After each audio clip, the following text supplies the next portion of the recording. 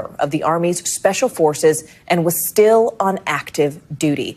That blast happened yesterday morning and left at least 7 people hurt. And we are told that incident is being investigated as a possible terrorist attack. But so far, no official word on a motive. NBC News correspondent Morgan Chesky is live for us right now in Las Vegas. Morgan, so much has happened just in the past 24 hours. The FBI said there is no definitive link between the New Orleans attack and this explosion in Las Vegas. But do lay out what we know at this point, specifically about this U.S. Army soldier who died.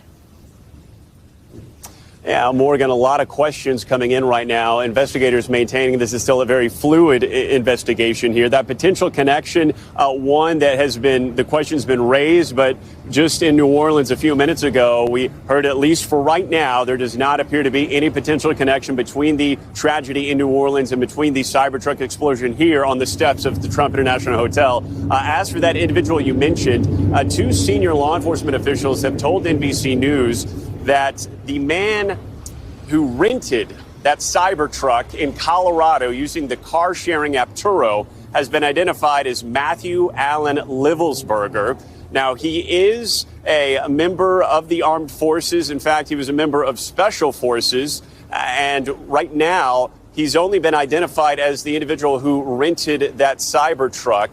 It remains to be seen if he was actually the one inside who died. And that is part of this very much ongoing investigation, according to both local and federal investigators. What's interesting about this is that the FBI department in Colorado has announced that they are conducting a series of searches in and around the Colorado Springs area, and that is connected to this very investigation here. So with the knowledge that this Cybertruck was rented in the state of Colorado by Livelsberger, and that has a concurrent FBI search ongoing, we do see more potential pieces starting to fall into place. What remains to be seen is that if there was any potential connection from Livelsberger, who rented the Cybertruck, and the individual who rented that truck in New Orleans. However, again, at least at this point in this investigation, there is nothing tying those 2 individuals together, although they do both appear to have been members of the military.